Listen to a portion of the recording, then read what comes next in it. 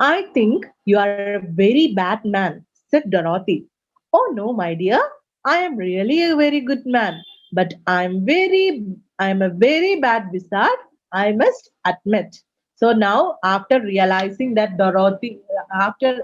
Dorothy realizes that these man, the Wizard of Oz, killed the two witches because he thought that they would kill him for power. She is telling that you are actually a really bad man. I think that you are a very bad man. So Dorothy has a bad impression about the great Wizard of Oz. And what was his comeback or reply? He's telling that, oh no, my dear, I am really a very good man. So he is telling that I am actually a very, very good man.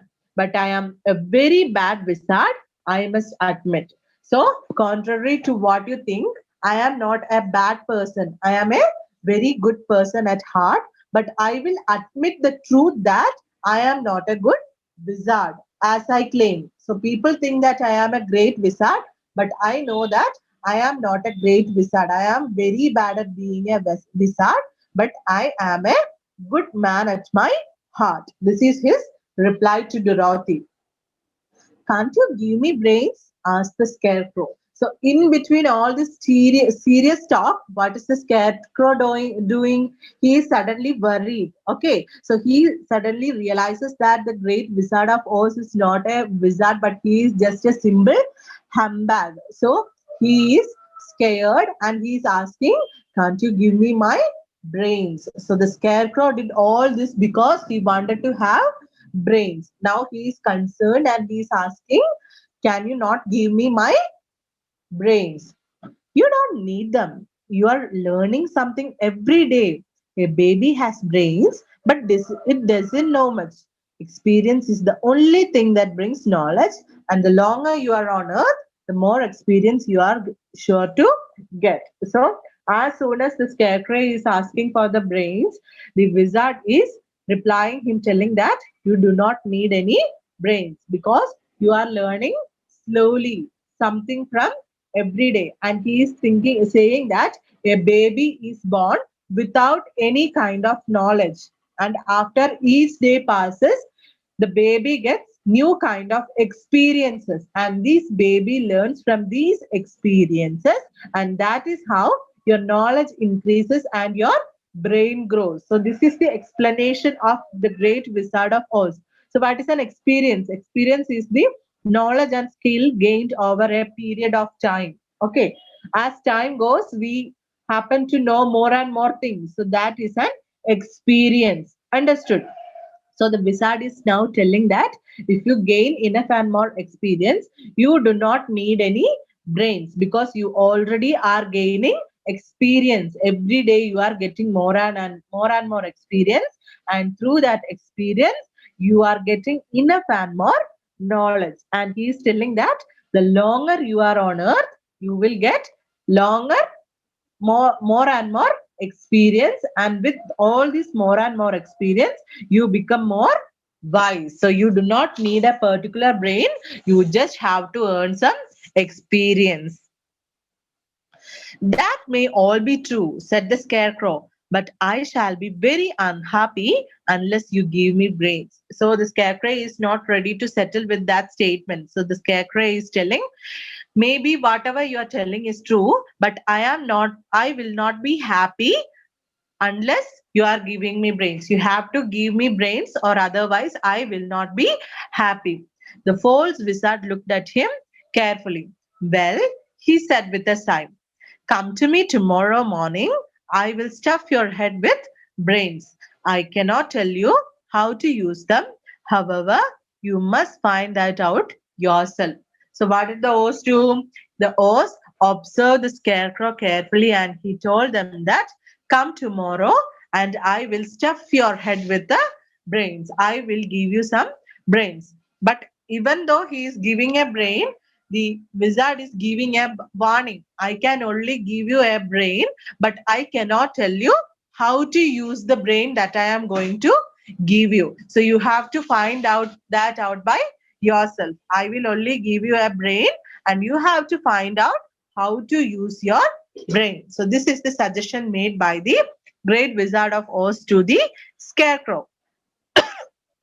Now, oh, thank you, cried the Scarecrow.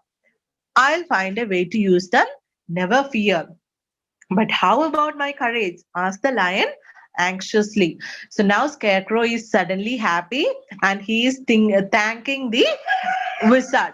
The Scarecrow is thanking the wizard and assuring him that you just have to give me the brain. I will figure out a way, or I will find out a way to use my brain effectively. So after hearing that, the lion is asking anxiously. Anxiously means in a worried or nervous way. The lion gets worried as well, and he's asking, but how about my courage? So the lion came here so that he could get some courage. So the lion is asking, if you are going to give brains to the scarecrow, why can't you just give me my courage?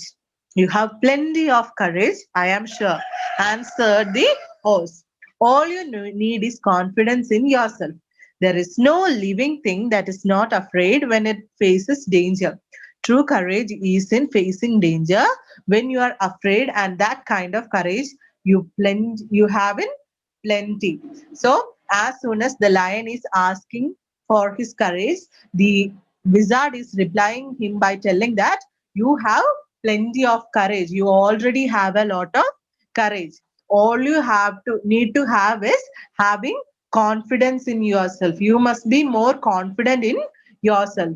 And he is telling that the greatest kind of fear a living being experience is that when it faces danger. Okay, whenever a living being faces danger, it becomes afraid. It is a natural instinct for us to become afraid. Okay, so what is true courage? True courage is facing danger when you're afraid. So when you are the most afraid and you are facing it head on, then that is the true courage. And the wizard is telling that you have a lot, because he knows that the lion have helped him in killing the witches. So that needs a lot of courage. The wizard of Oz knows that, and he is telling that you have great courage already. You just have to be confident. You have to be confident that you are courageous, then it will surely come to you. So that is what the wizard of Oz tells the lion. Perhaps I have, but I am scared just the same, said the lion. I shall really be very unhappy unless you give me the sort of courage that makes one forget he is afraid.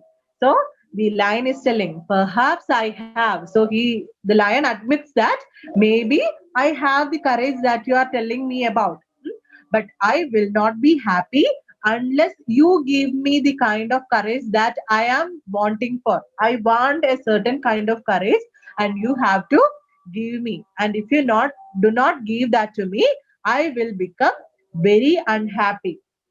So this is what the lion is telling him. Very well, I will give you that sort of courage tomorrow, replied Oz. So the Oz is promising to give that kind of courage. That sort of means that kind of a group or type of people or things that are similar in a particular way. That is the meaning of sort. So here the lion needs a certain kind of courage, and the Oz is telling him that I will give you the kind of courage that you need. You don't have to worry. I will give you the courage that you want to have. How about my heart? Asked the Tin Woodman. So each one of them are asking for what they wanted from the Oz. Now it is the turn of the Tin Woodman. And what is he asking for? How about my heart? The Tin Woodman is asking for a heart for himself. Why? As for that, answered the Oz, I think you are wrong to want a heart. It makes most people unhappy. If you only knew it, you are in luck not to have a heart. So the Oz is telling him not to have a heart. You do not need a heart, because a person who has a heart will become sad and he become happy. He will find different kinds of emotions because he has a heart. So if you do not have a heart, you will be happy all the time. You will not be unhappy at all. So he is telling the Tin Woodman not to have a heart. You do not need a heart. That must be a matter of opinion, said the Tin Woodman. For my part, I will bear all the unhappiness without a murmur if you will give me a heart. So the Tin Woodman is agreeing. Okay, the Tin Woodman is agreeing with the wizard's opinion that a person with a heart will have different kinds of sadness and different kinds of emotions. But the Tin Woodman is also ready to accept all these kinds of emotions. He is ready to deal with it, and he is telling that to the Oz. I will deal with all the kinds of emotions and pain or sadness or unhappiness that comes with the heart that I get, and I will bear all the unhappiness without a murmur. Murmur means without complaining at all. So the Tin Woodman is telling that you just give me a heart, I will bear all that kind of pain or all that kind of unhappiness without making any kinds of complaints. Very well, answered the Oz meekly. Come to me tomorrow, and you shall have a heart. I have played wizard for so many years that I might as well continue the part a little longer. So, what is he telling now? Very well, you also come tomorrow, and I will give you a heart. And he is now telling that I have played the part of a great wizard for years now. So many years I have been a wizard in here, and I might as well play the part for some more time. That means I will be a wizard for some more time, and I will use that wizardry to help you with having your heart, brain, and courage. Now, said Dorothy, how am I to get back to Kansas? We shall have to think about that, replied the little man.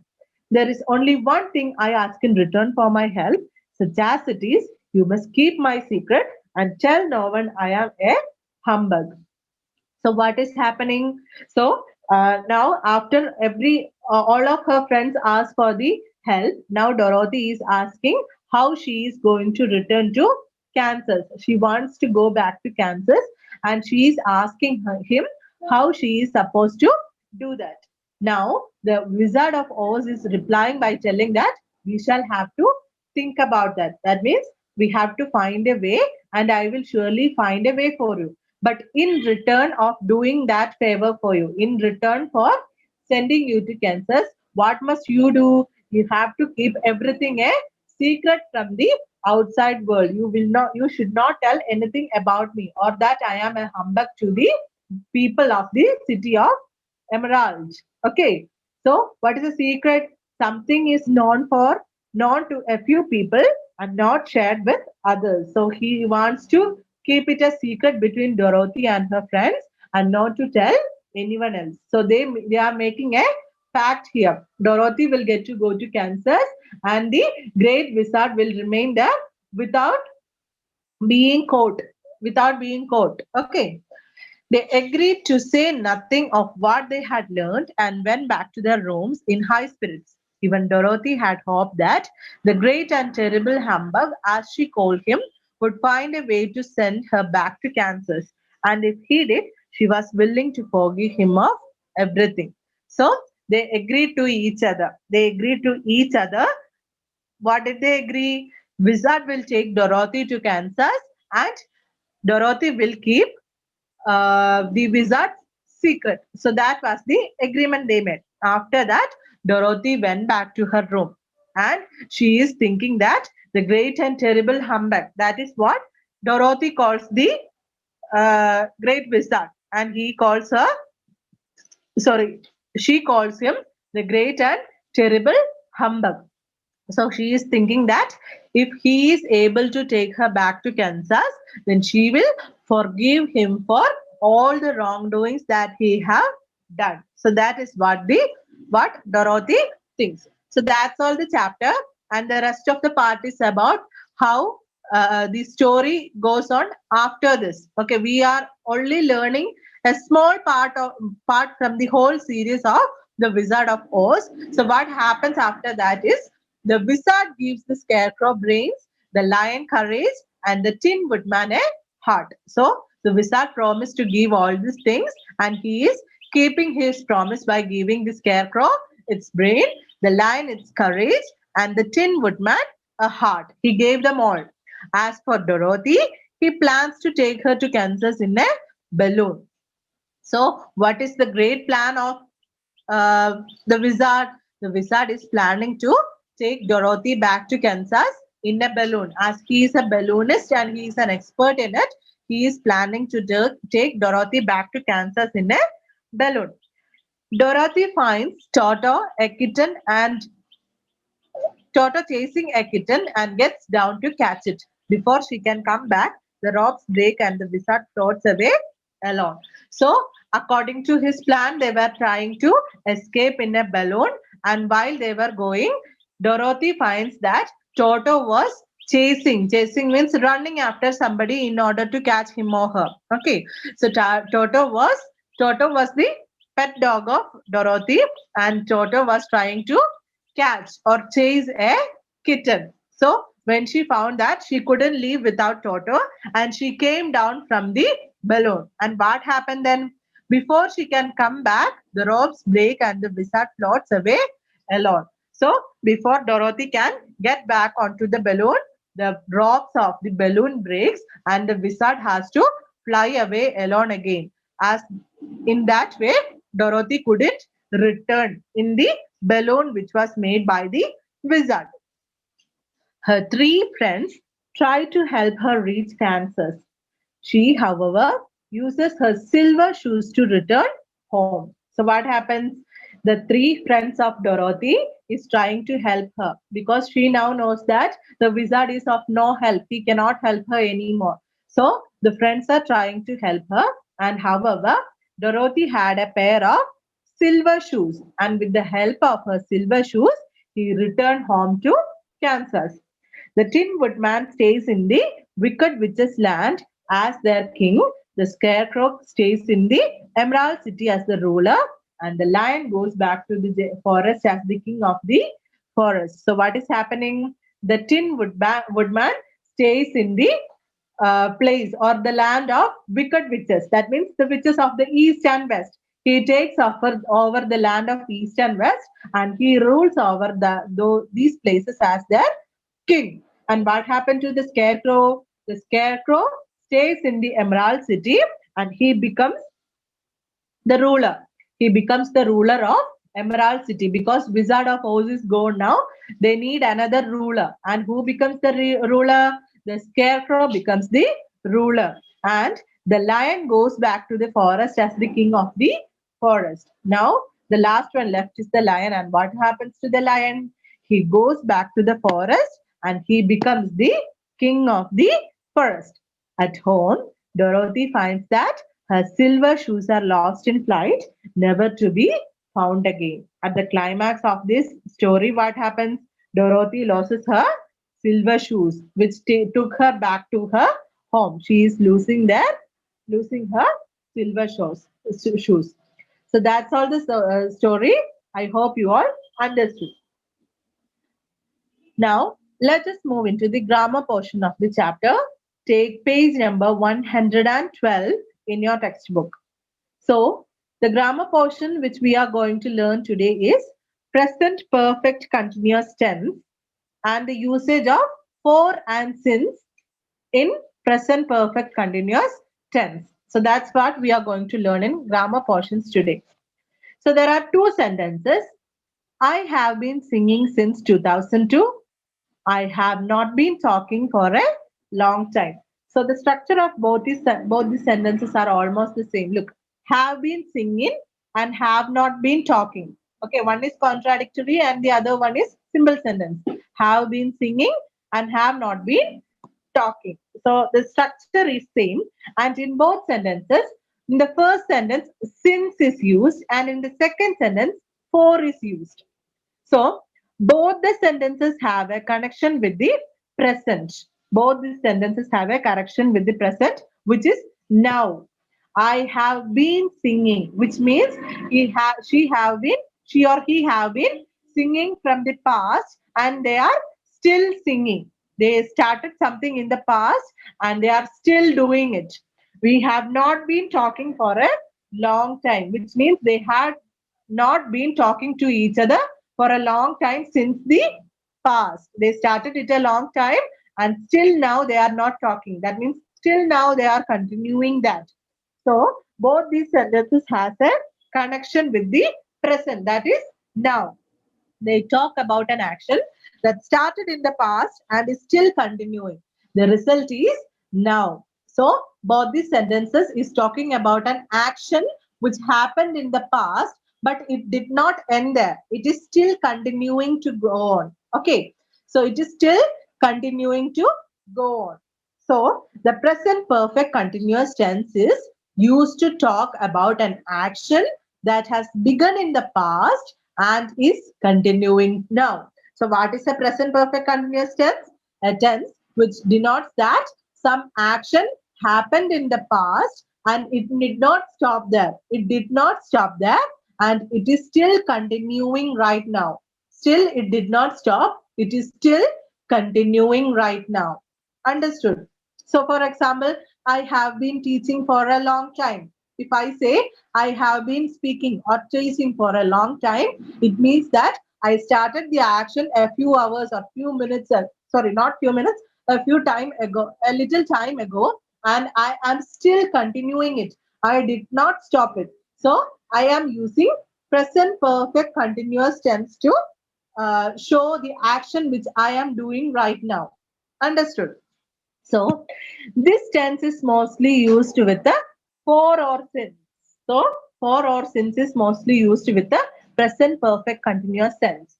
For example, I have been studying for 2 hours. So here for is used. I have been studying for 2 hours, which means that I am still studying now. I did not stop studying. I have been studying for a few hours and I am still studying now. Now, the next sentence as an example is, we have been studying since 5 o'clock.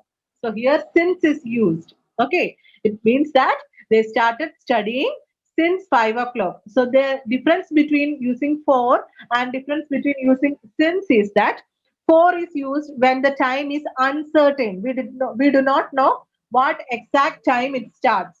So when we use since, we know the exact time. For example, here since 5 o'clock. We know the exact time when it starts. That is where you use since. And in the first sentence, I have been studying for 2 hours. We only know we are studying for 2 hours, but we do not know if it's true or if it's the exact time. So in that kind of a condition, we use for. So these are the two examples for present perfect continuous tense. Now try to do the exercises in page number 112 and 113. Thank you. Have a nice day.